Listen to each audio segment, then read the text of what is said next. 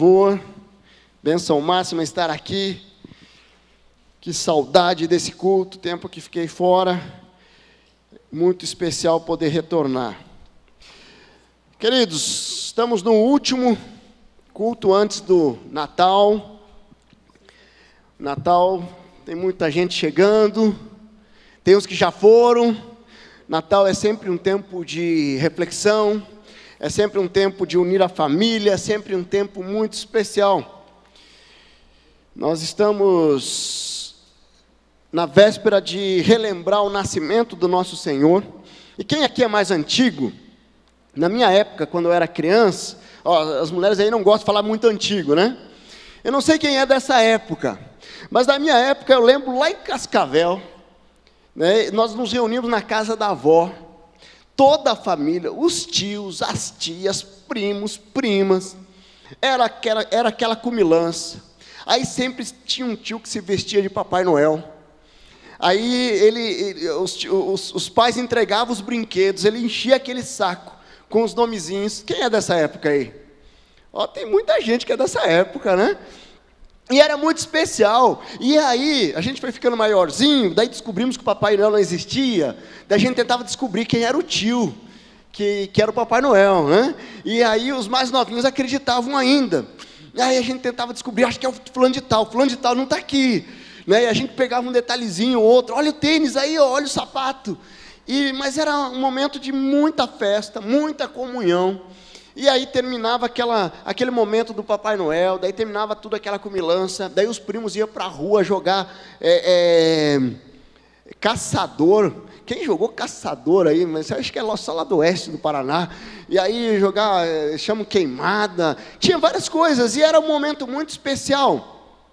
Sabe, e isso faz alguns anos atrás, né? Então, eu tenho 44 anos, acho que eu deveria ter 10, 11, 12 anos. Então, seguramente aí uns 30 anos atrás. Mas, sabe o que aconteceu? Esse tipo de festa, ele ficou cada vez mais raro.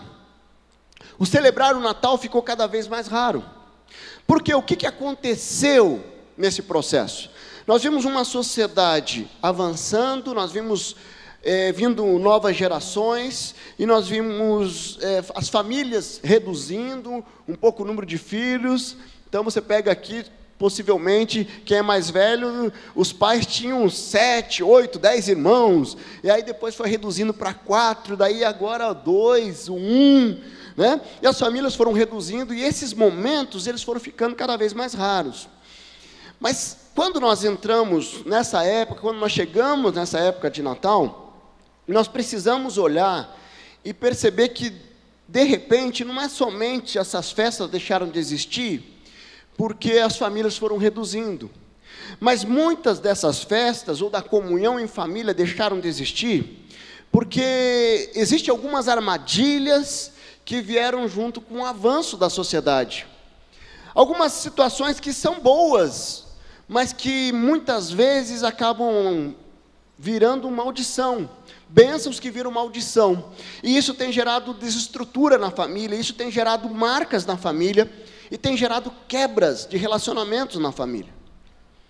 De repente você está aqui nessa noite, e está se aproximando a festa do Natal, e de repente vai faltar alguém na festa, porque eu não falo com fulano, ou de repente a família está quebrada no meio, e de repente os filhos vão passar o Natal com o pai e o Ano Novo com a mãe, sabe? E nós precisamos entender que família é plano de Deus, e nós não devemos nos acostumar com esse tipo de atitude, ou com esse tipo de prática. Nós temos que sim ser pacificadores, nós temos que sim ser instrumentos de Deus para unir a família. E hoje nós vamos conversar um pouco sobre isso. Eu queria que você abrisse lá no Salmo 127, nós vamos ler o Salmo 127 e 128, 2 salmos pequenos, mas que ele traz uma ideia do padrão de família sonhado por Deus, o padrão de família que Deus sonhou. E eu quero dizer para você que nessa noite, eu quero que você esteja com o coração preparado, porque de repente você não vai, tua família está tudo bem, Então você vai ser alertado para que continue bem. Mas de repente houve uma quebra, e você vai ser desafiado a ser instrumento de Deus para restaurar a sua família. Vamos lá, Salmo 127 e 128, um texto muito especial. Esse Salmo 128 é chamado o Salmo da Família, e o 127 ele traz um pouquinho, foi muito interessante o testemunho, tudo a ver com esse Salmo. Os filhos são herança do Senhor, um presente que Ele nos dá, e quando nós caminhamos com esse presente, quando nós olhamos esse presente, nós investimos tempo de qualidade para desenvolver todo o potencial dos nossos filhos. Salmo 127, todo mundo abriu aí? Se você está sem a Bíblia, chega perto de quem está com Bíblia, vamos ler ali. Salmo 127 diz o seguinte: se não for o Senhor, o construtor da casa, será inútil trabalhar na construção. Se não é o Senhor que vigia a cidade, será inútil o sentinela montar guarda. Quem que é o construtor da sua casa? Será que o Senhor, Ele é o morador principal da sua casa? Esse salmo ele está desafiando. Será inútil. O Senhor concede o sono àqueles a quem Ele ama. Será inútil levantar cedo, dormir tarde, trabalhar arduamente por alimento. O Senhor concede o sono àqueles que Ele ama. Os filhos são herança do Senhor, uma recompensa que Ele dá. Como flechas nas mãos do arqueiro, são os filhos nascidos na juventude. Como é feliz o homem que tem sua aljava cheia deles. Não será humilhado quando enfrentar seus inimigos no tribunal. Salmo 128. Como é feliz quem teme ao Senhor, quem anda nos seus caminhos. Você comerá do fruto do seu trabalho e será feliz e próspero. Sua mulher será como videira frutífera em sua casa. Seus filhos serão como brotos de oliveira ao redor da mesa. Assim será abençoado o homem que teme ao Senhor. Que o Senhor o abençoe desde Sião, para que você veja a prosperidade de Jerusalém todos os dias da sua vida, e veja os filhos dos seus filhos. Haja paz em Israel. Amém? Esse salmo é precioso, ele está falando da família, ele está falando de uma promessa do Senhor, ele está falando de algo que é sonho de Deus. Então, primeiro, ele está falando ali do cuidado com a sua casa. Quando nós colocamos Deus sendo o construtor da nossa casa, nós conseguimos identificar as ameaças que entram na nossa casa. E hoje nós vamos trabalhar basicamente dos 3 principais inimigos da família, que têm entrado nas famílias e têm destruído as famílias. E normalmente essa destruição está ocorrendo porque, na verdade, muitas famílias estão tentando levar a sua vida independente da presença de Deus. Então eu estou caminhando do meu jeito, na autossuficiência, e Deus ele é um mero apêndice na minha história, e eu acabo não deixando Deus reinar no meu lar. Por isso que o Salmo 127 ele vai desafiar ali: se o Senhor não for o construtor da casa, será inútil. Não adianta você correr atrás do vento, se o Senhor não estiver em primeiro lugar. Aí nós vamos ver ali no 128, como é feliz quem teme ao Senhor e anda nos seus caminhos, porque comerá do fruto do seu trabalho, será feliz e próspero.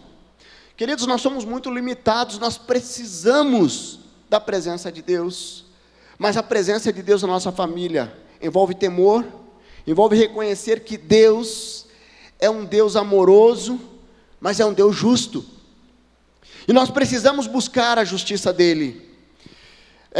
É extraordinário nós caminharmos com essa certeza que família é bênção de Deus, é bênção de Deus, mas tem inimigos que estão tentando destruir a família, tem inimigos que tentam destruir tudo aquilo que Deus construiu. O projeto de Satanás é tentar distorcer tudo aquilo que Deus sonhou e planejou de uma forma bela, e por isso que nós vemos tantas aberrações por aí. Essa semana, uma semana onde se celebrou casamentos homossexuais em várias cidades do país. Isso é uma distorção do projeto original de Deus. Isso é uma distorção do projeto original do Senhor. Queridos, nós temos muitos inimigos que andam ao redor tentando destruir as famílias. Por isso que lá em 1 Pedro 5,8 diz lá que nós devemos vigiar e orar, Porque o diabo, o inimigo das nossas almas, anda ao redor como um leão, procurando a quem possa devorar. E eu queria trabalhar alguns inimigos principais, são vários, mas um principal, alguns principais que nós precisamos estar alertas, para que não sejamos destruídos. Amém? Primeiro inimigo que eu vejo, e eu olho assim, e fruto das pessoas que eu tenho conversado, e vendo as famílias que estão sendo destruídas, o primeiro inimigo que você precisa se libertar, ou precisa se preparar, para que ele não venha destruir a sua família, é o uso inadequado da internet. A internet é uma grande bênção, não é verdade? Eu sou muito abençoado pela internet.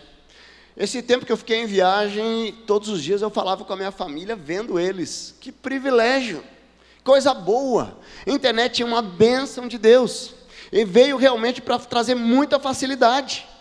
Muitas pessoas estão hoje assistindo o culto pela internet. Se nós não tivéssemos a internet, de repente pessoas estão lá no litoral, estão assistindo o culto aqui. Que privilégio, isso é bom demais. Mas sabe o que acontece? Essa grande bênção, que Deus deu inteligência aos homens, para poder gerar toda essa estrutura, essa rede de comunicação, se eu não cuidar, essa grande bênção se transforma numa grande maldição. Na minha vida, isso contamina a minha família, isso contamina os meus relacionamentos. E como que a internet pode ser uma maldição? Como é que essa bênção pode se tornar uma maldição? E eu olho assim, tem várias coisas que a internet ela vem e ela destrói. A primeira delas é pornografia. Esposo e esposa que ao invés de ter um tempo especial com seu cônjuge, vai para a internet, abre uma janela de maldição no casamento. Sabe, isso tem sido cada vez mais comum. A internet usada para o mal. Os nossos adolescentes estão na escola e a pornografia já está começando também, já está andando ali, rodeando os nossos filhos nas escolas. E se nós não cuidarmos, nós somos, de repente, não percebemos que vai entrando no nosso meio e vai trazendo destruição. Lá no livro de Cânticos 2,15, ele diz lá: apanhe para nós as raposas, as rapozinhas que estragam as vinhas, pois as nossas vinhas estão floridas. Essa palavra nos exorta sobre as rapozinhas. E aqui existe um princípio muito claro com relação a isso. Se você tem uma raposa grande dentro de um lugar, numa plantação, é muito fácil você identificar, ir lá e detonar com essa raposa. Mas o que acontece muitas vezes é que entram aquelas raposinhas pequenas. E elas estão dentro daquele cercado da plantação, mas elas vão crescendo. E conforme elas vão crescendo, ela vai destruindo aquela plantação. E quando você percebe, aquelas raposinhas que eu não dei tanta atenção, acabou destruindo tudo. E é assim, quando nós não conseguimos usar a internet com sabedoria, de repente vai entrando uma brecha ali, e vai entrando um detalhezinho. São as pequenas raposas, que vai entrando na sua família e você não percebe. Vai entrando e vai gerando uma situação muito desconfortável, que no começo parece eu vou me adaptando. E quando eu vejo, está tudo destruído. Quando eu vejo, já foi tanta coisa, tanta maldição, que trouxe um estrago muito grande. Sabe, as redes sociais, Facebook, Instagram, que privilégio, é bom demais, certo? Conhecer pessoas, sabe, contactar pessoas que fazia tempo que você não via, você poder de repente postar uma mensagem. Quantas pessoas são abençoadas pelas mensagens que são pregadas, pelos textos, né? O pastor Márcio tem um blog, ele publica textos lá, e só tem abençoado pessoas que dão testemunhos lá, que foram impactadas, pessoas que estavam pensando em suicídio, deixaram de se suicidar, porque leram um texto, e foram ministrados pelo Senhor. Que privilégio! Redes sociais é bênção, mas só que quando eu não sei usar com sabedoria, se transforma numa grande maldição. E aí vira um lugar de embates, um lugar de discórdia. Quantas famílias brigaram nessa última eleição? O lado dos Bolsonaro, o lado dos Haddad, e aquela confusão na internet. naquelas redes sociais. Isso aí virou uma grande maldição, certo? Pedofilia tem ocorrido através das redes sociais. Eu lembro de um tempo atrás, uma jovem já com 17 anos, o pai envolvido com a parte de informática, e de repente, na rede social, ela se comunicando com alguém envolve ela, puxa ela para uma armadilha, e ela é abusada, e aquele abuso gera um grande impacto na família. Ela passa os anos, ela não consegue restaurar, e ela vai para o homossexualismo. Os pais, até hoje, com sentimento de culpa, rejeitam ajuda, por causa da rede social sendo usado, as redes sociais sendo usadas de uma forma indiscriminada, sem uma cautela, sem sabedoria. Queridos, a internet, ela é amoral. O que eu faço com ela é que realmente faz a diferença. E eu preciso ter sabedoria. Muitos casamentos acabam, muitos casamentos têm graves crises por causa das redes sociais. Sabe, discussão por aplicativo. Uau! Quando nós falamos um pouquinho lá de antigamente não tinha isso, e aí dava aquela encrenquinha entre o marido e a mulher, o marido ia trabalhar, né? E durante o dia, ele refrescava a cabeça, ele pensava, ela pensava, repensava. Quando chegava em casa, era muito mais fácil. Eu já ia pensar nas palavras que eu ia dizer. Hoje em dia dá uma discussão, o marido sai da porta, ela já, você é isso, aquilo, tal, e ele já responde, tal, e tudo instantâneo. E quando vê, eu já falei uma palavra que eu não queria ter dito, eu já ofendi como eu não queria ter ofendido, e isso, queridos, há um estudo que aumentou o número de divórcios, que foram potencializados através das discussões em WhatsApp, e essas comunicações por aplicativos. Então nós precisamos olhar para a internet, e esse é o primeiro inimigo que eu vejo, que não é um inimigo em si mesmo, mas o uso indevido da internet tem sido um grande inimigo das famílias.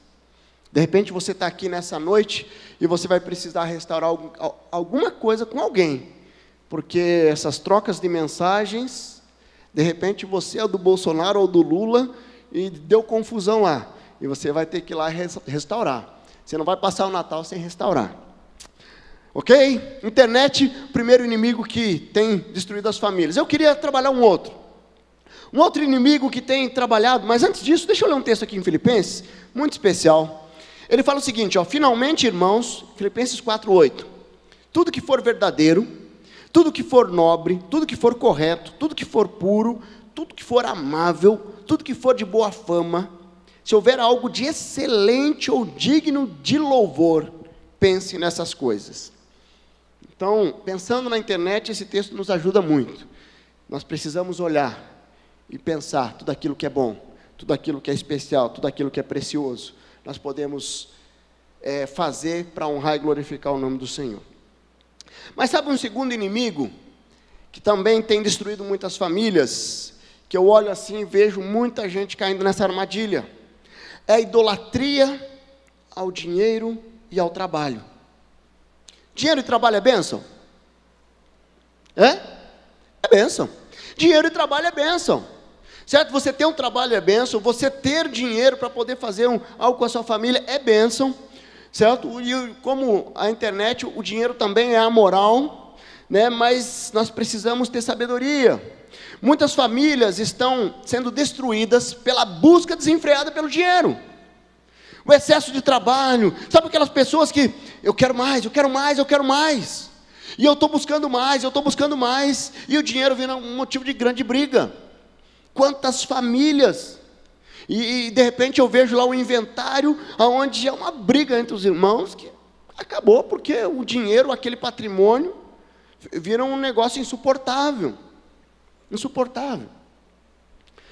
Eu vi uma briga entre dois irmãos, que, na verdade, entraram na justiça para discutir um terreno, que o dinheiro que eles gastaram para entrar na justiça, para discutir o terreno, se eles tivessem falado assim, vamos resolver aqui, eles tinham ganho muito mais. Eles pagaram imposto além, eles gastaram com advogado, eles gastaram com... Sabe, falta de sabedoria. Falta de sabedoria. Eclesiastes 5:10 diz lá, quem ama o dinheiro jamais terá o suficiente. Quem ama as riquezas jamais ficará satisfeito com os seus rendimentos. Isso também não faz sentido. Queridos, é impressionante como a busca pelo dinheiro, pela fama, pelo poder pode cegar as pessoas. Você olha essas pessoas que foram presas pela Lava Jato, por isso, aquilo, aí você olha assim, puxa, eles já tinham 30 milhões na conta, não, mas eu quero mais 50, eu quero mais 100, eu quero mais 200, sabe, e fica insaciável a busca por mais dinheiro, fica insaciável a busca por mais poder, sabe, e tem pessoas que têm justificativas boas, puxa, mas se eu não viajar, pastor, se eu não viajar 2 meses direto, se eu não ficar viajando, eu não vou conseguir trazer o sustento para casa. Mas se eu não fizer isso, eu não vou conseguir aquilo. E tem boas justificativas. Só que, queridos, existe um princípio que deve ser observado. Nós temos uma ordem de prioridade. Deus tem que estar em primeiro lugar. A família vem logo abaixo. A minha esposa é minha prioridade. Depois da minha esposa, meus filhos são minha prioridade. Depois vem o meu trabalho. Então, quando eu inverto essa prioridade, ordem de prioridade, eu estou quebrando um princípio, e eu terei as consequências dessa quebra do princípio. O que eu tenho visto que pessoas que decidem confiar no Senhor, e abrir mão, de repente, do grande negócio, porque para mim ter esse grande negócio, eu teria que quebrar esse princípio. O que eu tenho visto é Deus honrando. Deus honrando. Pessoas que de repente apareceu um grande negócio, mas ia ter que ficar morando em outra cidade, e com a família aqui. Abriu mão desse grande negócio, porque a família é prioridade. Eu vejo Deus honrando. Então, o dinheiro e trabalho é bênção de Deus. Mas ele precisa estar no lugar dele, na ordem de prioridade nas nossas vidas, para que essa bênção não se transforme numa maldição. Há muitos anos atrás, eu tive um cliente muito amigo, e ele vivia para trabalhar. Ele foi muito bem sucedido. Eu comecei a prestar uma assessoria para a empresa deles, ele tinha 30 funcionários. Quando eu deixei de assessorar, eles tinham 2.500 funcionários. A empresa cresceu muito. E nesse processo, ele ia atrás de dinheiro, atrás de dinheiro, atrás de dinheiro, e sucesso. A esposa, o filho, a esposa tinha um cartão de crédito com um bom limite, ele tinha um bom apartamento, num bairro nobre da cidade, trocava de carro todo ano, sem fazer nada, sem discussão. Um dia a esposa chegou, quero o divórcio. E aí ele não entendendo por quê. Eu já crente, eu ajudava ele, eu ia além do que simplesmente assessorá-lo na área jurídica. Conversando com ele, ele não entendia o que estava acontecendo. Aí eu fui conversar com a advogada da esposa. Ela falou assim, olha, a única coisa que ele faz é a empresa. Ele não leva ela para jantar há muito tempo. Eles não fazem uma viagem juntos há muitos anos. Ele não tem tempo com ela há muito tempo. Ela tem dinheiro, é verdade. Ela tem um carro, ela tem isso. Mas faltou o principal, que é a presença dele no casamento. Foi muito interessante, nós não conseguimos reverter aquela separação, mas houve um ensinamento. E ele casou depois de novo, e eu entreguei na mão dele um livro chamado 5 Linguagens do Amor. Falei, você vai ler esse livro, e você vai aplicar esse livro com a sua esposa, você vai aplicar esse livro com os seus filhos. Queridos, Nada justifica nós deixarmos a família de lado. Deus tem que estar em primeiro lugar. A família você tem que honrar. Deus te deu um esposo, uma esposa, para você cuidar e honrar. Deus te deu os filhos para você honrar e cuidar. Você tem ainda seus pais? Honre seus pais, para que você tenha vida longa. Esse é um mandamento com promessa. Quando nós falamos eu estava refletindo sobre esse texto. Eu não sei quem aqui assistiu aquele filme Clique, filme antigo. Alguém assistiu aqui aquele Clique? É uma história muito interessante, porque aquele rapaz, embora ele esteja sonhando, ele passa a vida dele tentando ser presidente de uma empresa. Aí ele perde a esposa, e aí a esposa casa com o professor de natação do filho. Aí os filhos, eles acabam tendo a referência do padrasto, e quando ele vê, ele está lá obeso, lutando ainda para chegar ao sucesso ali, sem fazer exercícios, sem ter uma vida saudável, e ele está ali tentando recuperar o tempo perdido, mas já era tarde demais. Mas de repente ele acorda, e ele tem uma segunda chance de fazer diferente. De repente você está aqui, você está olhando para a tua família, e tem algumas decisões que você vai ter que tomar. De repente você está indo por um caminho que você vai precisar abandonar, para que a sua família seja honrada e seja preservada. De repente você está já tendo as consequências de atitudes que gerou quebra nos relacionamentos da sua família. Você vai precisar restaurar e recomeçar uma nova história. E por fim, um terceiro inimigo que eu vejo que tem destruído muitas famílias, eu digo assim, muitas pessoas precisam se libertar do que chamamos de egocentrismo, egoísmo. Sabe, você ter sonhos pessoais é bênção? É. Você ter objetivos pessoais é bênção? É. Certo? Você sonhar em construir algo é bênção demais.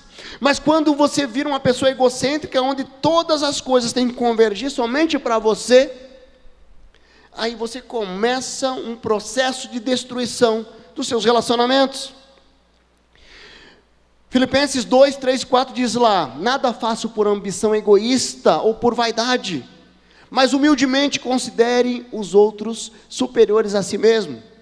Cada um cuide não somente dos seus interesses, mas também dos interesses dos outros. Seja a atitude de você a mesma de Cristo Jesus. Queridos, o egocentrismo é o início da queda. Muitos casamentos estão sendo quebrados porque eles não entenderam ainda que o maior segredo do casamento não é olhar para os meus objetivos, para os meus desejos, mas para o do meu cônjuge.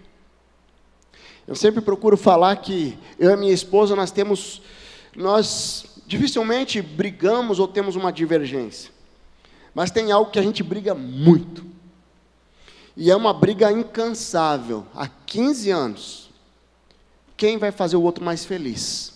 Essa é uma briga que nós temos constantemente, porque eu quero fazer ela mais feliz, e ela quer me fazer mais feliz, e aí eu tento, e ela, de repente ela me passa, e de repente eu passo ela, e essa é uma briga incansável.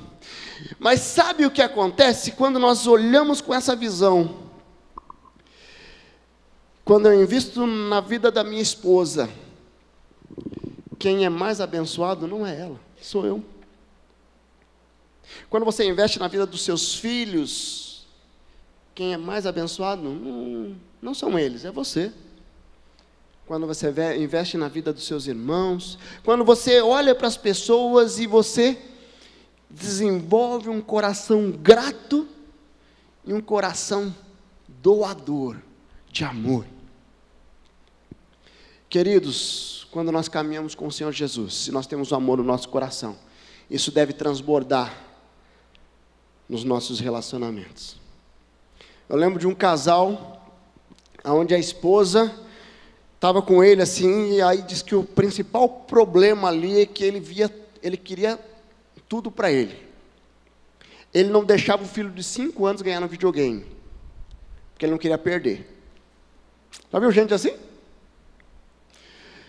é o egocentrismo tão grande que eu não quero perder nada. Sabe? Então nós precisamos olhar e sondar o nosso coração. O egocentrismo tem destruído tantos relacionamentos. Sabe aquela história, quem é mais antigo um pouquinho, hoje eu estou trabalhando com as pessoas mais antigas. Sabe aquela história que nós íamos jogar bola, aí o dono da bola, ele precisava estar no melhor time, e precisava jogar na posição que ele queria. Se eu não jogar nessa posição, nesse time, eu levo a bola embora. Alguém já passou por isso? E aí levava a bola embora. Os meninos não jogavam, mas ele também não. E ele não percebia que a atitude egoísta e egocêntrica não prejudica só as pessoas ao seu redor, mas você é o maior prejudicado. Então, queridos, nós precisamos nos libertar dos inimigos, dos principais inimigos. Eu destaquei 3, mas esses 3, eles trazem uma característica que demonstra um pouco como Satanás age para destruir as famílias e os relacionamentos. Ele entra de uma forma sorrateira, uma forma muito sutil, e ele vai criando uma grande armadilha, que é a hora que explode. Quando você percebe, relacionamentos estão destruídos, casamentos destruídos, famílias destruídas. De repente você está aqui nessa noite e eu quero desafiar você a olhar para a sua família. Nós estamos chegando à véspera de Natal, e que nós podemos relembrar o nascimento, celebrar o nascimento do nosso Salvador. O preço que Jesus pagou na cruz foi para que pudéssemos ter vida e vida plena. Não deixe nada e nem ninguém destruir os teus relacionamentos, porque o nosso Deus, Ele sonhou com uma família bela, uma família amorosa, uma família que cresce juntos, em cumplicidade. Você pode fechar seus olhos? Não sei como essa mensagem falou ao seu coração. Quando Deus trouxe essa mensagem de trazer esse desafio em relação às famílias, é algo que Deus falou muito ao preparar essa mensagem. Porque nós estamos vendo cada vez mais, de uma forma mais comum, pessoas que têm abrido brechas, famílias que têm sido destruídas. Eu quero desafiar você hoje a sondar o teu coração. Como é que está as coisas na sua casa? De repente você já é divorciado, divorciada. Como é que está o relacionamento com seus filhos? Como é que está o relacionamento com seus irmãos? Com seus pais? De repente Deus está trazendo à mente alguém. Ou de repente você tem se envolvido em algumas dessas áreas e não percebe como isso tem destruído a sua família. De repente a internet sendo usada de uma forma incorreta. De repente é a busca desenfreada pelo sucesso, pelo dinheiro, e isso tem gerado distorções no teu relacionamento. De repente é o egocentrismo, você sempre quer ser o centro de tudo. Como é que está o teu coração? Eu quero trazer um desafio para você nessa noite. Mas o primeiro desafio eu queria trazer para você que está aqui nessa noite. E você viu os inimigos das nossas almas usando, como ele usa ferramentas que Deus criou, mas que ele usa ferramentas para tentar destruir as nossas vidas. De repente você está aqui nessa noite e você precisa primeiramente tomar uma decisão ao lado do Senhor Jesus. Eu quero desafiar você que está aqui e nunca tomou essa decisão. De repente você está aqui pela primeira vez. Ou de repente você ouviu falar de um Jesus, mas você nunca se relacionou intimamente com Ele. Eu queria desafiar você a fazer uma oração aí comigo, dizendo: Senhor Jesus, eu reconheço que eu tenho pecado nessa área. Eu tenho sido pecador nas minhas atitudes, mas eu quero pedir perdão ao Senhor. Eu quero entregar minha vida ao Senhor. Eu quero que o Senhor venha assumir o comando da minha vida, porque eu quero viver uma nova história a partir de hoje. De repente esse Natal vai ser diferente, porque eu vou olhar o Senhor de uma forma diferente. Eu vou olhar o nascimento do Senhor de uma forma diferente, onde o Senhor veio para restaurar a minha vida e a minha história. Enquanto a igreja está orando, de cabeça baixa, você fez essa oração? Levanta a sua mão, eu quero orar por você. Alguém fez? Lá atrás, graças a Deus. Mais alguém? Aqui, graças a Deus, louvado seja o nome do Senhor. Já vi, graças a Deus. Lá atrás, graças a Deus, louvado seja. Mais alguém? Graças a Deus, louvado seja. Agora eu quero desafiar você que de repente precisa tomar uma decisão no dia de hoje, de restaurar a sua família. Você que precisa trazer a sua família e colocar diante do Pai. Eu queria desafiar você a colocar diante do Senhor, pedir perdão a Deus, mas trazer essa decisão diante do altar do Senhor.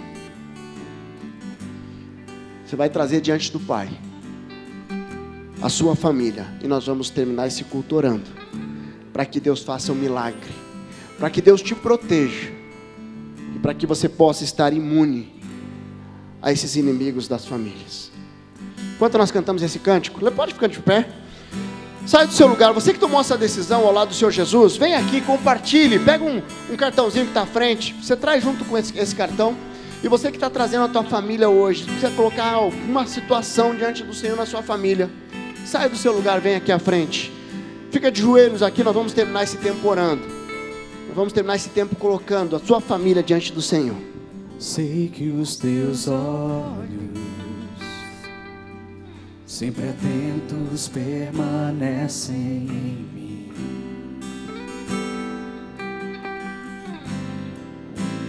E os teus ouvidos estão sensíveis para ouvir meu clamor. Posso até chorar,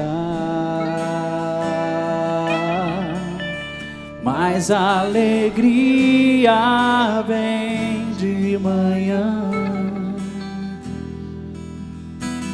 És Deus de perto e não de longe, nunca mudaste, tu és fiel.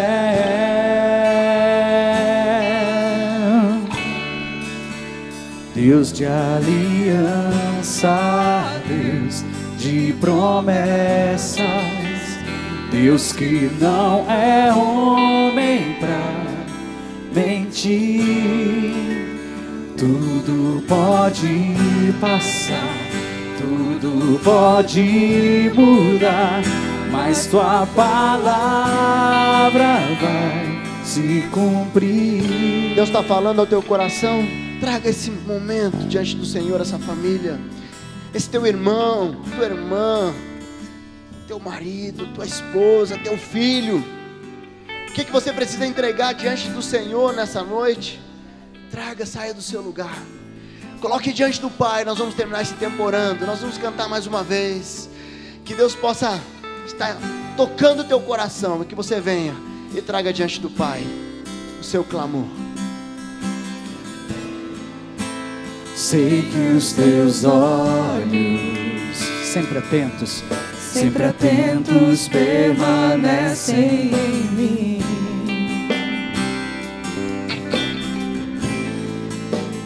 E os teus ouvidos estão sensíveis para ouvir meu clamor. Posso até chorar, mas a alegria vem de manhã. És Deus de perto e não de longe, nunca mudaste, tu és fiel.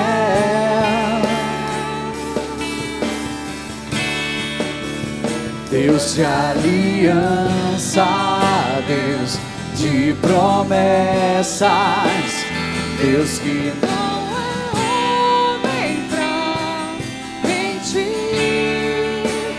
tudo pode passar, mas tua palavra vai se cumprir. Posso enfrentar o que for.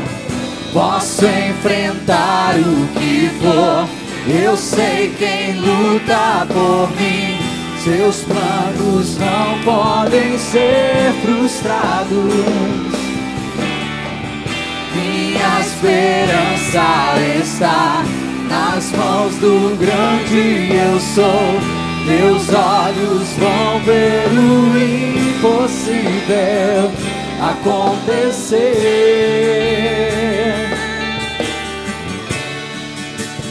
Deus de aliança, Deus de promessas, Deus que não é homem pra mentir.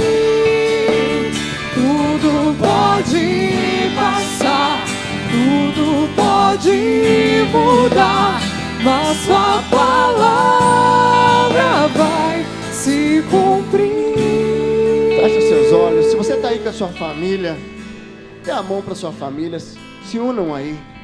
Agradeçam a Deus, porque de repente você está aí, a tua família está unida, você está experimentando a bênção de Deus na sua família. Agradeça ao Senhor. Deus amado, muito obrigado, Deus. Muito obrigado porque família é plano do Senhor. Muito obrigado porque um dia o Senhor sonhou com a nossa família. O Senhor nos colocou dentro de uma família. O Senhor nos fez nascer numa família. E nós somos gratos ao Senhor pela família linda que o Senhor deu a cada um de nós.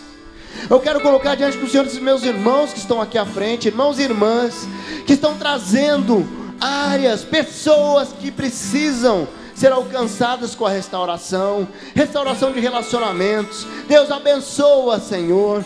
Pessoas que precisam abandonar áreas, abandonar situações, atitudes, pecados que têm gerado destruição na família.